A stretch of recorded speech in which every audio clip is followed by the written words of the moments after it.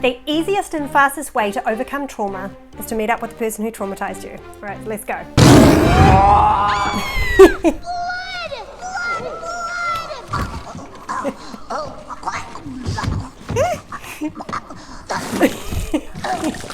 And death.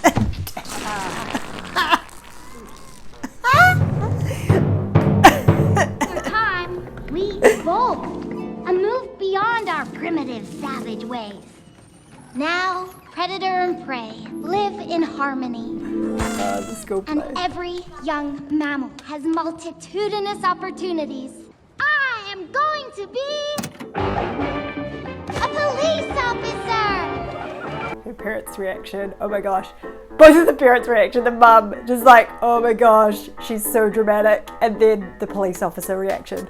So this is like such a good sort of representation of where she is in her innocence, and both her kind of beliefs about the predator-prey dynamic, especially the sort of historical, and then the sort of utopia of where they are now, where anyone can be anything and it doesn't matter who you are.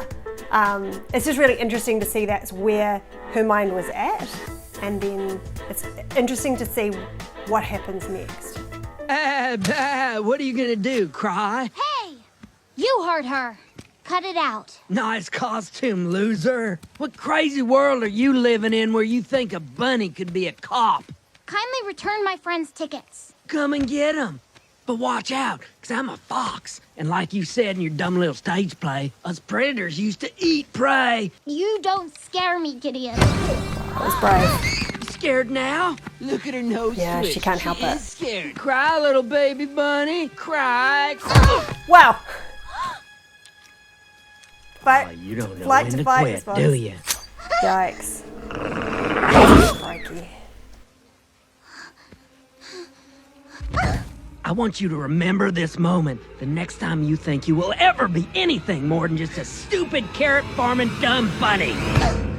Wow, the powerlessness at the end there, like that is a trauma, you know, to be, and it's interesting because she was afraid. You could see their nose twitching, and there was like, I guess in that freeze actually, she was in the freeze with her nose twitching, and then she went into fight. You know, she kicked out at him and pushed him back. But interestingly, that seems to anger him, and so he like lashes out, scratching her, and then she's in the situation where he's holding her head down. And I know myself, when I've had someone stronger than me hold me down, there's this powerlessness where you're just like, I can't do anything about this. I'm stuck, I can't move, and that's where trauma really comes from. And so I see this as being a trauma for her, and it also rewrites how she sees the world as well. She's like, prey and predator, live in harmony, and then there's this like stark reality hits her of actually, no, there are people who have this, who the predators who are domineering over and have that strength advantage, which kind of changes her perspective, which is probably slightly problematic if you're becoming a cop and you have this idea of these certain bad people, especially if she links that, which we see she links that with the whole idea of predators in the past with them now, and so it's like she's a cop to catch the bad predators. Here you go. Pretty awesome that she thought to get the ticket. You're awesome, Judy. That Gideon Gray doesn't know what he's talking about. Well, he was right about one thing. I don't know when to quit. I love that. I don't know when to quit. And yeah, that's a really amazing skill to have. And I think because she has that drive and determination, she's not got sort of like the PTSD type symptoms that are debilitating and really prevent you from progressing in life. She doesn't have that. But it's still enough of powerlessness and messages she's made about the world and the safety within the world that we see that does come out.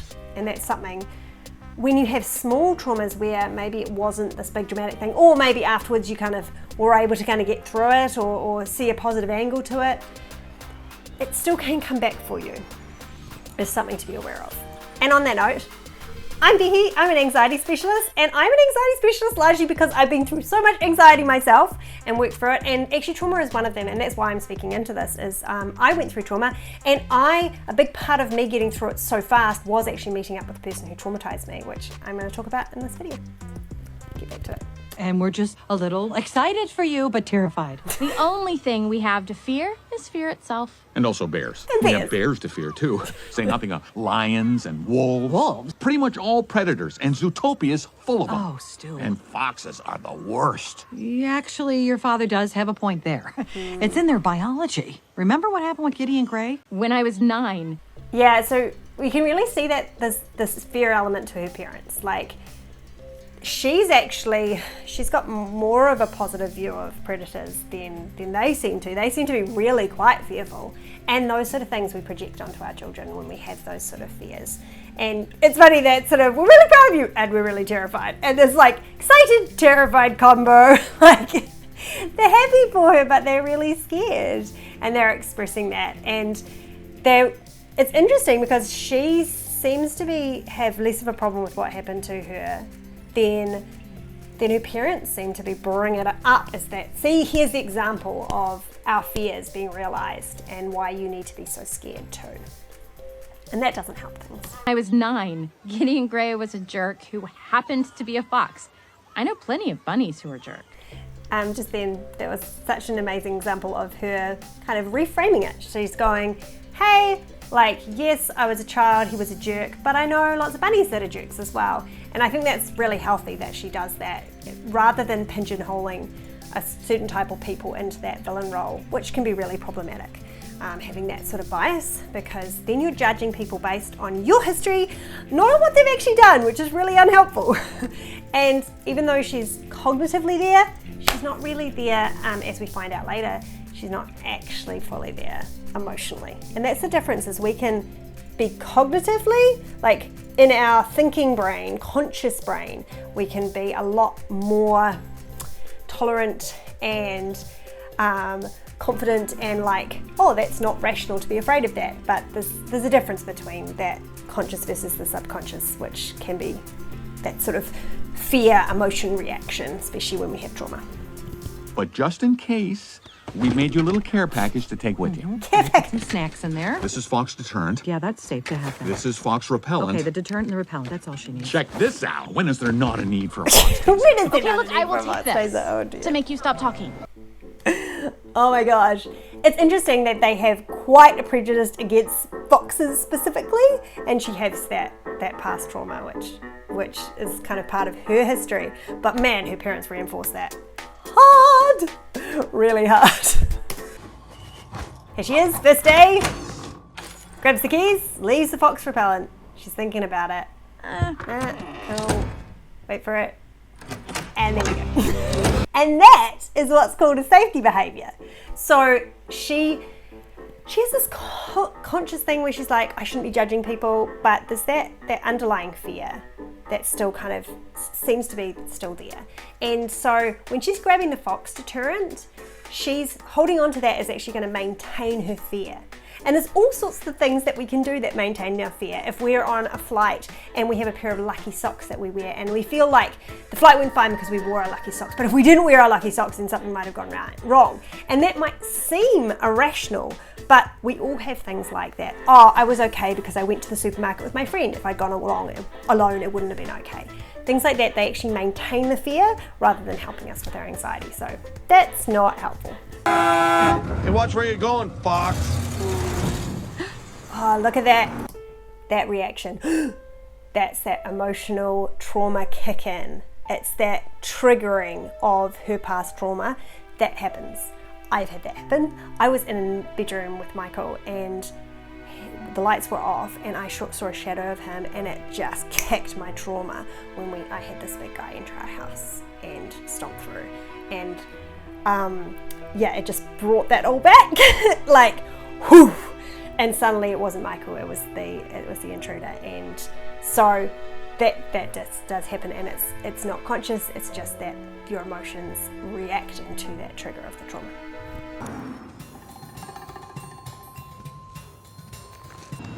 Listen, I don't know what you're doing skulking around during daylight hours, but I don't want any trouble in here. So hit the road. I'm not looking for any trouble either, sir. And there she is, she's ready. Like, she is fully primed to take on the conflict and seeing him as a threat. Simply want to buy a jumbo pop for my little boy. That stops her in her tracks. But the sign says... And that's the thing. She was reacting not to him. Like, yes, he was looking shifty, but she was reacting to her past trauma. And that's not good to do. And she recognized that. Like, she really had a recognition moment. She's like, whoa, what did I just do? That wasn't cool. Which I think is good that she has that insight, at least. He reserved the right to refuse service to anyone. Wow, that's so blatant. beat it. Hello? Excuse me. Hey, you're gonna have to wait your turn like everyone else, meter maid. Actually, I'm an officer. Just had a quick question. Are your customers aware they're getting snot and mucus with their cookies and cream? I love that she stands up for him. So I feel like this is a good repair, actually. Like, she's made a quick snap judgment and then she's repairing, which is good. It just, you know, it burns me up to see folks with such backward attitudes toward foxes. I just want to say you're a great dad and just a real articulate fella. Oh, well, that is high praise. It's rare that I find someone so non-patronizing. And she's like, she's really wanting to be tolerant and she's wanting to be open-minded, and her bias is just coming through, like, because the way she's implying it, it's very much like, well, you're great, but all other foxes aren't. Like, you're very articulate, which is surprising because you're a fox. And it's like, oh, yeah, that's not great. It's not good. Oh, the joy. Wait a minute. Oh.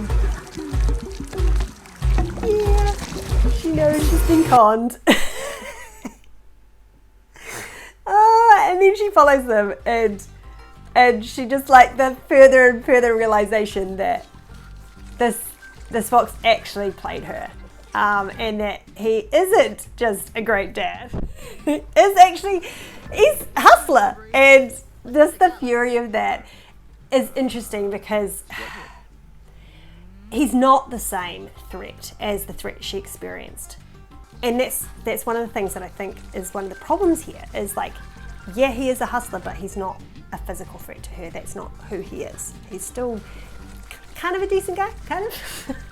Yeah, he's a hustler, but he's not like a violent type of person. And she still sees him kind of more like that, as a no good person, which comes out in a sec. But yeah, just the fury of being conned. I think of looking stupid, and then it just kind of undoes all the progress she was making, trying to be more open-minded. No one tells me what I can or can't be, especially not some jerk who never had the guts to try to be anything more than a popsicle hustler. Oh, she's triggered. All right, look. Everyone comes to Zootopia thinking they can be anything they want. Well, you can't. Really you can only be cynical. what you are. Sly fox, dumb bunny. You'll never be a real cop. Wow. So he's really hitting her pain points, because, like, she's wanted to be a cop since she was really little. Like, that's a big dream of hers, and he's just, like, stomped right on top of that. Like, you'll never be a real cop. You know, you have this big dream of the magical Zootopia, and it's not like that. And he's very cynical, and no wonder that she's triggered by him. But the problem is, because of her trauma, I imagine a lot of her fury is not actually about what's in front of her. It's about powerlessness and how she felt back then. Or... Oh, hey, it's my parents. Wait a second. Holy cripes, Bonnie, look at that. Oh, my sweet heaven. Judy, are you a meter maid? Oh, no, this is just a temporary thing. Oh, it's the safest job on the force. Oh, she's not a real cop. Our prayers have been answered. Glorious day. Oh, meter the maid. frustration. Oh man, like she's just had a bad day. Like she's so excited to be a cop. She gets into it and then she's got meet my duties, which is hard. It's not what she expected. Like when our expectations don't meet what actually happens, it's really challenging. But then she has this interaction with this fox who's like hammering home she's never gonna be a real cop. And then she gets on the call with her parents and oh my gosh, like her face says it all. It just says it all. Lying on a federal form is a punishable offense. 5 years jail time. Well, it's my word against yours. $200 a day, Fluff. 365 days a year since I was 12. Actually, it's your word against yours. And if you want this pen, you're going to help me find this poor missing otter, or the only place you'll be selling popsicles is the prison cafeteria. It's called a hustle, sweetheart. Wow. She did an interesting flip there. So she's gone from being kind of like the wide-eyed, idealistic, I'm going to be a cop and make the world a better place, to like, she's blackmailing him. Like, she's like using him. But I think she's justifying that, again, because of her trauma around foxes. She's justifying that it's okay to do that to him. And that's a slippery slope. Like, she does it a number of times. She says that he, after helping her get the number plate number, he thinks he's off the hook and she keeps him on to get him to help her to get the number plate. And then again, once they get to the ice place, she like throws the pen over the fence. And it's like, she is being the type of person that she despises and justifying it because she feels he is. And that's problematic, because you're really going against your values there. That's not great for her. And I wanted to say, like, it's really interesting to see the development though of their relationship and him kind of like taking advantage of her as well, and kind of like making life harder for her with the taking her to the new place, new park, and taking her to the DMV where they're all sloths and it's super slow, so he wastes all her time. But she kind of proves herself to him, like when she stands up to the boss and then ends up like working out, and he's just like, what? And there's this kind of that progression of their relationship as they work through this developing trust. And it's cool to watch that their interactions develop through that time where they're working together. Sorry, what I said was no. She will not be giving you that badge. That's cool. Look, you gave her a clown vest and a 3-wheeled joke-mobile in 2 days to solve a case you guys haven't cracked in 2 weeks? Wow, good point. Yeah, it's no wonder she needed to get help from a fox. None of you guys were gonna help her, were you? Here's the thing, Chief. You gave her the 48 hours, so technically we still have 10 left to find our Mr. Otterton. That's cool. Exactly what we're gonna do. So, if you'll excuse us, we have a very big lead to follow and a case to crack. Good day. Wow. I love that. And I think that's a testament to the relationship they built, but also a testament to who he is. He's actually quite an amazing person. And actually, there's my bias coming out. He's an amazing person. And he has stood up for her in front of her boss. And it's just really cool, like, for their relationship that he did that. Yeah, I just hats off. That was really cool, and probably quite amazing for her to have that. Challenges her experience of trauma with foxes, to have a fox actually stand up for her like that. Okay, now raise your right paw and deliver the oath. I, Nicholas Wilde, promise to be brave, loyal, so cute, helpful, and trustworthy. Even though you're a fox. What? No! What did I do wrong, you guys? No! Please tell me, what did I do wrong? Oh my gosh. It's so sad. It just also the what did I do wrong? What did I do wrong? You can see why he became cynical, is that he like her, he wanted to be a ranger. Like, he had the same dream as her, but his was crushed earlier. Well, I guess hers was almost crushed. She just didn't let it crush her. But he didn't have anyone cheering him on afterwards where she was like, you're amazing. The sheep and things were like, you're amazing, Judy. Don't listen to him. He's completely alone in that situation. Afterwards, he's crying. It's a different situation, but you can see why he became the way he did was because of that trauma for him. That's his trauma. That's his trauma. There. I learned 2 things that day. See, he's all alone in this. One, I was never going to let anyone see that they got to me. And 2? But then he's also never going to have anyone stand beside him and say, hey, that's actually not okay, or, you know, don't listen to them as well, which is the problem with when you go insular. If the world's only going to see a fox as shifty and untrustworthy, there's no point in trying to be anything else. Nick, you are so much more than that. Oh. I love that he shares that with her, that he shares what he's been through. And it's healing that she's saying that to him as well. It's great that finally he's getting that. He's getting that affirming, you know, you're so much more than that. It's great that she's doing that for him. It may have something to do with biology. And now she reads it. Biological component, you know, something in their DNA. That went so fast, I didn't get a chance to mention you or say anything about how we... Oh, I think you said plenty. Yeah. Nick, stop it. You're not like them. Oh, there's a them now. You know what I mean. You're not that kind of predator. The kind that needs to be muscled? No. The kind that makes you think you need to carry around fox repellent? You think I might go savage? You think I might try to eat you? But there's that emotional response, that trauma response. I knew it. Oh man, so she does well listening to his trauma, but then she just reinforces it by messing up big time. Saying that in front of all those people about the whole biology thing, which is his trauma. Like, no wonder he responds like that. And again, like, what she did was rubbish, but he's probably also, it's combined reaction to his past trauma as well.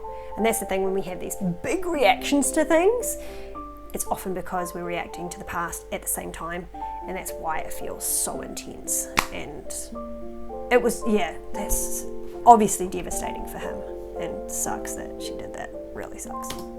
And that she can't see she did that as well. Oh, I tried. And it made life so much worse for so many innocent predators. Kinda, yeah. Not all of them, though. Speak of the devil, right on time. Is that Gideon Gray? That's the guy from the Yep, past. it sure is. We work with him now. He's our partner, and we never would have considered it had you not opened our mind. Wow, oh my gosh. Firstly, here he comes. Here's the guy who caused you trauma. And here's the bit I'm going to talk to you about how you can do amazing things for curing your trauma by meeting with the person who traumatized you. But just one point on the parents. They made a change because of what she did. And it's amazing when we're doing this personal growth, how the flow-on affect those around us. And that is a clear example of her being open-minded, her putting herself out there actually meant her parents did that, and they ended up getting this amazing partner to work with their business, a collaboration that they never would have done without her. And I think that's really cool and something to remember, even when we're not doing it perfectly, that we can still have a positive impact on other people when we're doing our work. Super cool. Gideon Gray. I'll be darned. Hey, Judy, I'd just like to say I'm sorry for the way I behaved in my youth. I had a lot of self-doubt, and it manifested itself in the form of unchecked rage and aggression. I was a major jerk. Yeah. Oh, I know a thing or two about being a jerk. Firstly, oh my gosh, the ownership there is huge. Like, he's like, I was going through this thing. I had unchecked rage and aggression. I was a massive jerk. You know, I'm really sorry. That level of ownership is huge. And that is a situation which is trauma healing because you get the person who did that thing acknowledging it, saying, you know, being able to kind of have a reconciliation healing moment. And I'm not saying that you go and meet up with someone who has done something and is still a very violent and dangerous person to be around. Like, don't put yourself in danger with that person. But if you can meet up with them in a safe way, or a different situation where you've been traumatized. I was traumatized by some midwives making some calls. They were doing their best to help me, but what they did ended up hurting and traumatizing me. And so meeting up with them with mediation, it was the scariest thing, I think, one of the scariest things I've ever done. But after that, like, my PTSD very quickly was not classed as PTSD anymore. Like, that was a massive part of actually rewriting the whole trauma piece, because I was able to stand up to those people and say, you might have done that for good intentions, but actually what you did hurt me.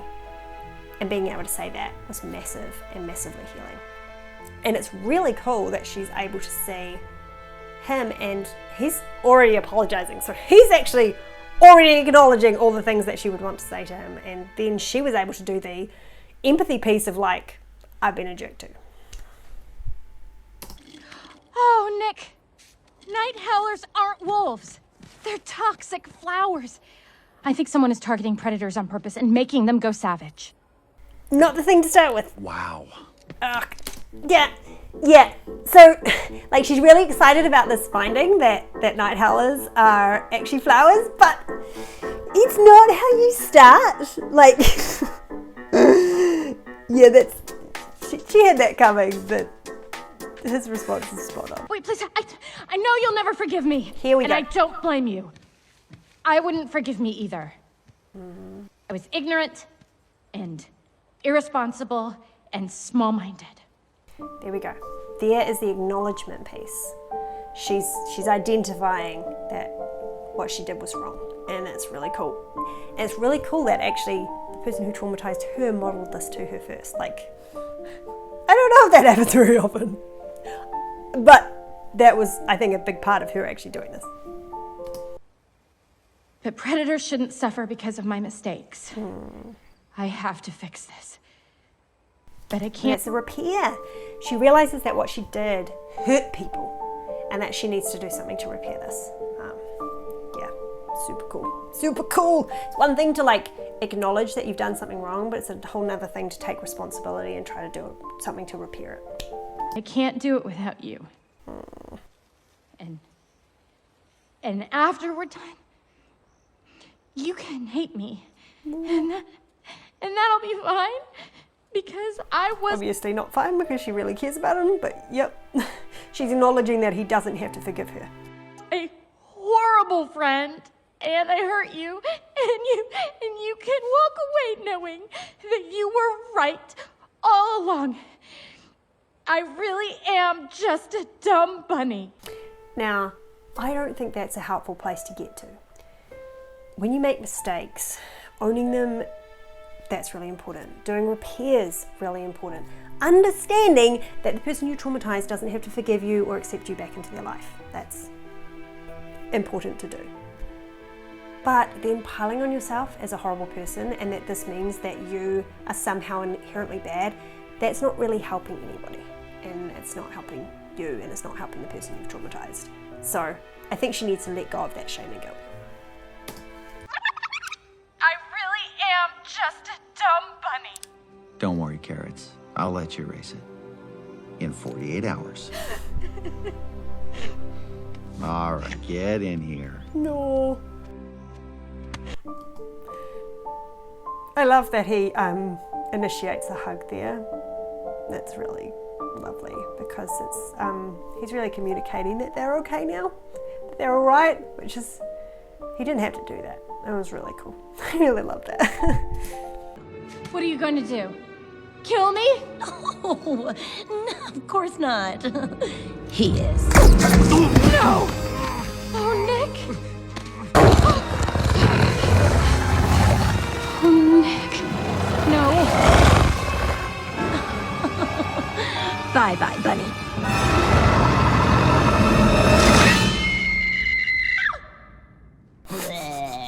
Blood, blood!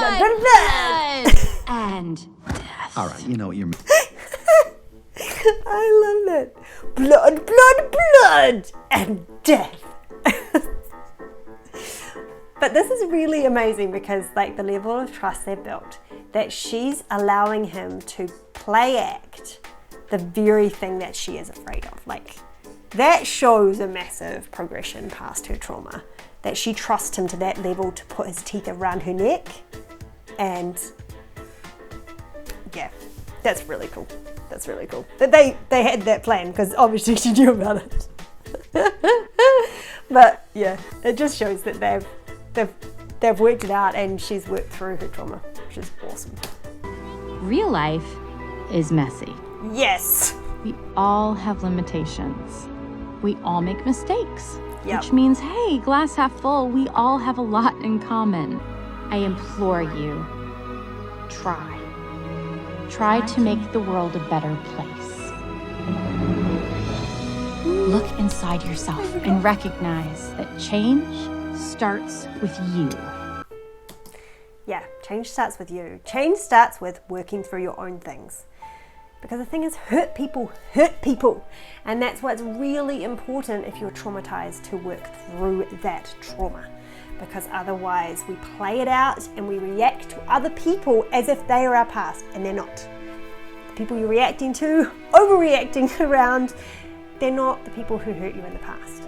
So it's really important to work through your trauma, however small or however much you think like, oh yeah, that hardly affected me. If it's popping up like this, then it's important to do some work. And I think it's really cool that she worked through that and was able to heal that relationship as well, which is really beautiful. Like, not all relationships can heal like that, and the fact that they were able to do that is just really awesome. And I've had relationships like that where I've been able to communicate with somebody and work through it, and then have a relationship with them again, which is really cool. That is an anxiety specialist reaction to Zootopia. Hope you found that helpful. If you enjoyed that, please like and subscribe to our channel, because we make lots of videos like this, and I will see you next time. You know you love me. Do I know that? Yes. Yes, I do.